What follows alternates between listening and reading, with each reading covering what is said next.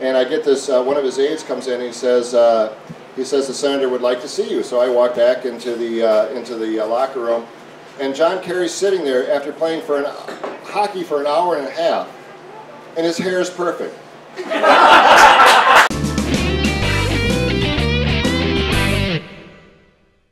I'm going to confess that this feels like a confessional moment. Being mayor is really fun. It's an incredibly fun job, because although I have to tell you, Diane was talking about that gigantic smokestack that was up right by the High Bridge, and so I was told I was going to get to push the plunger to knock the smokestack down. So I'm like talking to everybody, I'm telling everybody about this is going to be incredible, blah blah blah, and I get out there and it's like this cardboard thing. And so I thought, well, that's okay. It will still be cool because it will look like I'm actually detonating the dynamite and getting this thing going. And so we do this huge countdown, and there are like literally hundreds of people all around, you know, 10, 9, 8, 7. And I push down on this thing, and everybody goes, okay, it'll be about another 15 minutes. And I went, you know, couldn't we have timed that just a little bit better? But it is, there's nothing to do. I mean, I'm in a bar, right? So we're drinking liberally here, and there's some good stuff. So I'm gonna start by just talking about some of the fun things I've gotten to do. I've gotten to, you know, everybody who has ever seen my cell phone, the first thing they would notice is a picture with me and my wife Connie, who's here with us this evening, my daughter Molly, and Elvis Costello. Okay, I mean, we're just hanging out with Elvis Costello. It's pretty cool. I got to open for Rod Stewart at the Xcel Energy Center. I can guarantee you, there's not another mayor in the country that can say they opened for Rod Stewart. For those of you who are wondering why, I'm a bagpipe player. I inherited 12 years of Republican and Republican light administrations in the city of St. Paul. So setting the stage for that, what we had 12 years of disinvestment.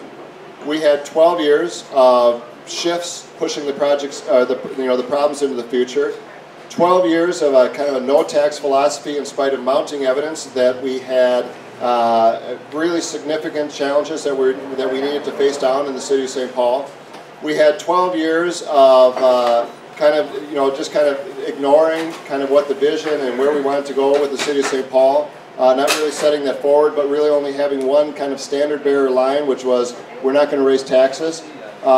We said loud and clear, we want the city of St. Paul to be the kind of community that has a great library system.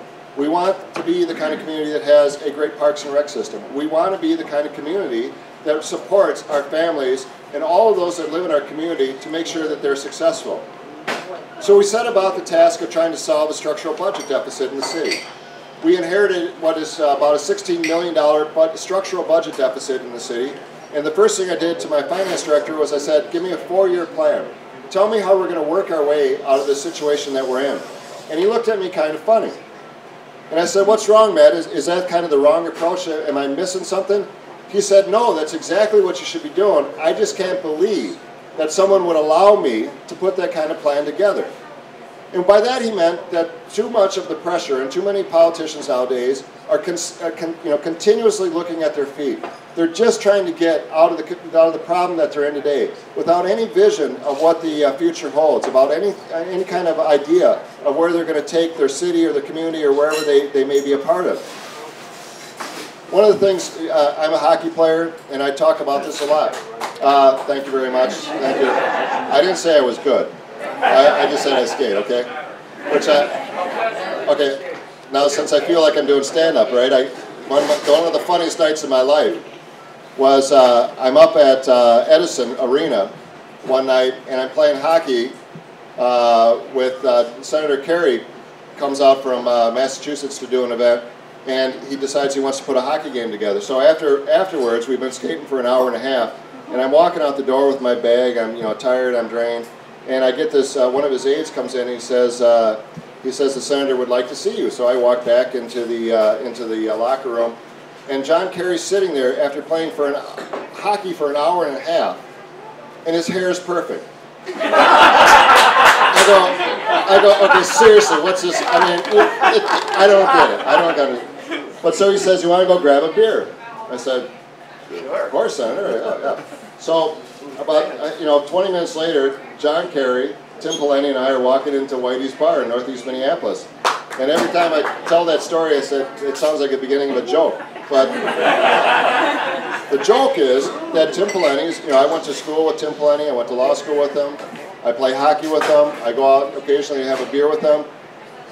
But there's something that happens when he gets behind the desk at the state capitol, where he forgets where he came from, where he forgets that he went to public schools in South St. Paul, where he forgets that he grew up playing hockey on publicly funded playgrounds, where he forgets that his father was a truck driver who drove his truck on publicly funded roads across the state of Minnesota, where he forgets that he went to a publicly funded university and a publicly funded law school. He wants to pretend like he did it all on his own, and that if he can do it all on his own, everybody else can. He forgets where he came from. He forgets what made it possible for him to be governor. He forgets what made it possible for him to come in second to Sarah Palin in the vice presidential sweepstakes. He forgets who he was. And it's our job to remind him. But everything that we're doing in the city of St. Paul is limited by the guy in the corner office of the state capitol. Everything that we're doing is limited by the fact that the state has a structural budget deficit of $5 to $7 billion. And the only thing that was accomplished in this last legislative session was to push the problem into the future and to make it bigger. Until we reverse what's happening in the state, communities across the state of Minnesota are going to continue to struggle.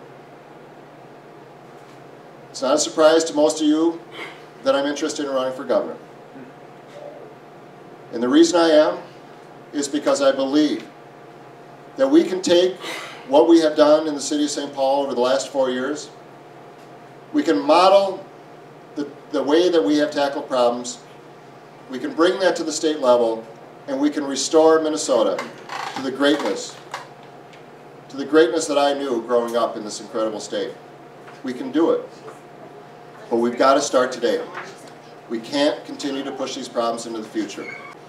The people of the state of Minnesota want to be the best. They just need leaders to take them there.